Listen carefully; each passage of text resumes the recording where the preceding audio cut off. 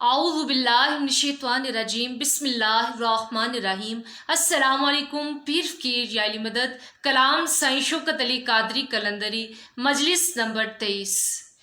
السلام علیکم۔ نہایت ادب و آداب کے بعد عرض ہے، آج 10 ذی الحج یعنی عید الاضحیٰ کا دن ہے۔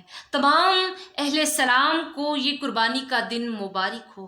اس دن اللہ تعالیٰ نے حضرت ابراہیم علیہ السلام سے اپنی محبت کا امتحان لیا، ان کو اپنی عزیز ترین چیز قربان کرنے کا اشارہ کیا۔ انہوں نے اونٹ، بھیڑ، بکریاں، گائے کثرت سے ذبح کیے، لیکن خالق نے کہا کہ یہ سب کچھ نہیں۔ پھر حضرت ابراہیم علیہ السلام کو خیال آیا کہ حضرت ابراہیم علیہ السلام کو خیال آیا سب سے عزیز تو مجھے میرا بیٹا حضرت اسماعیل ہی ہے۔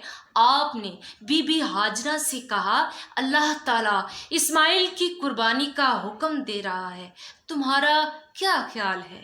انہوں نے کہا، جواب سنیے، انہوں نے کہا جیسے اللہ تعالیٰ کی رضا ہے وہی کرو، میں اس کی رضا پر راضی ہوں۔ اس کے بعد حضرت اسماعیل سے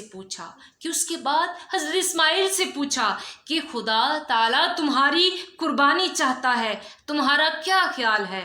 حضرت اسماعیل نے بھی بی بی ہاجرہ جیسا ہی جواب دیا کہ جیسے اللہ تعالیٰ راضی ہے میں بھی اس میں راضی ہوں۔ بی بی ہاجرہ نے حضرت اسماعیل علیہ السلام کو بڑی محبت سے تیار کیا اور حضرت ابراہیم کے ساتھ قربانی کے لیے بھیج دیا۔ حضرت ابراہیم نے حضرت اسماعیل کے ہاتھ پاؤں باندھ کر ان کو الٹا لیٹایا، اپنی آنکھوں پر پٹی باندھ کر ان کی گردن پر چھری چلائی، لیکن چھری نے ان کا ایک بھی بال نہ کاٹا۔ کیونکہ اس وقت حسین پاک کی روح وہاں آ کر کھڑی ہو چکی تھی۔ حسین علیہ السلام نے اللہ سے التجا کی کہ یا اللہ، یہ مرتبہ شہادت تو میرا ہے، اس لیے حضرت اسماعیل کی جگہ کوئی اور بندوبست کرو۔ جب تیسری مرتبہ حضرت ابراہیم نے چھری چلائی، خالق نے جنت سے دمبا بھیج کر ذبح کروا دیا۔ حضرت اسماعیل سامنے کھڑے دیکھ کر مسکرا رہے تھے۔ اس طرح یہ قربانی قبول ہوئی۔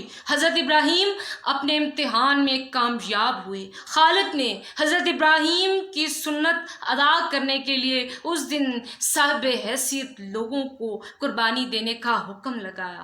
آج اس دن لاکھوں کروڑوں مسلمان حضرت اسماعیل کی قربانی کی یاد میں جانور ذبح کرتے ہیں، لیکن اس کے بدلے میں جو قربانی ہوئی وہ کربلا کے میدان میں ہوئی۔ حسین کی قربانی کو ذبیح العظیم کہتے ہیں۔ وہاں پر ایک نہیں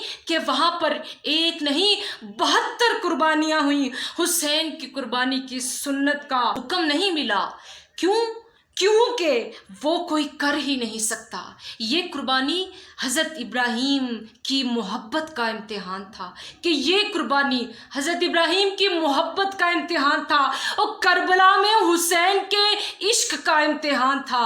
ادھر آنکھوں پہ پٹی باندھ کر قربانی دی گئی، ادھر آنکھوں کے سامنے سب کچھ قربان کیا گیا۔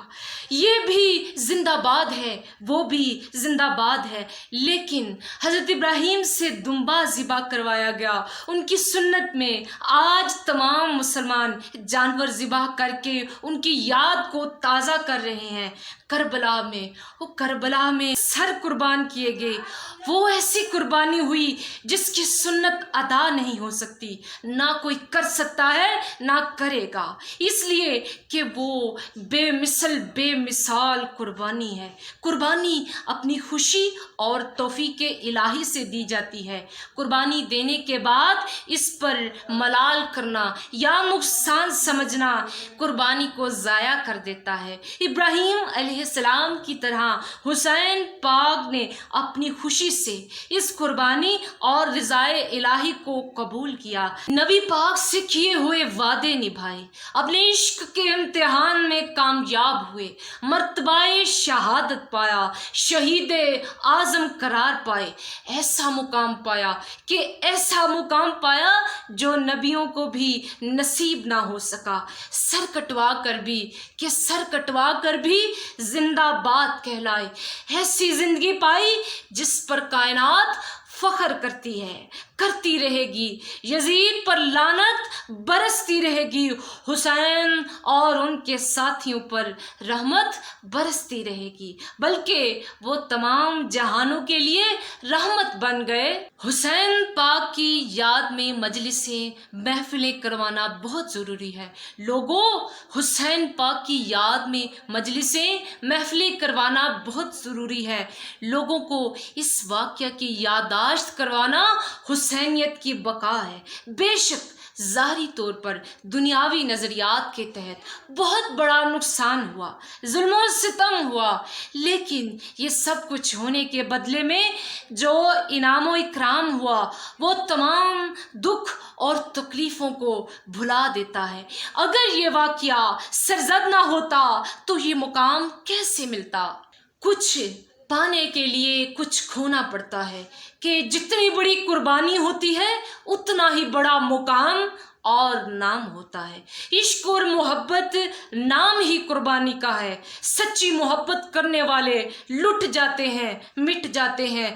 آج کوڑے پیار اور محبت کا دعویٰ کر کے لوٹ رہے ہیں، لوگوں سے دھوکہ کر رہے ہیں، پیار کے نام پر دوسروں کو برباد کر رہے ہیں۔ شہدائے کربلا پر ہمارا درود و سلام، ہمارے ماں باپ قربان، خدا ہمیں پاک ہستیوں کے صدقے ہمارے گناہ اور قصور معاف فرمائے، آمین والسلام۔ خدا حافظ، 5/7/2022۔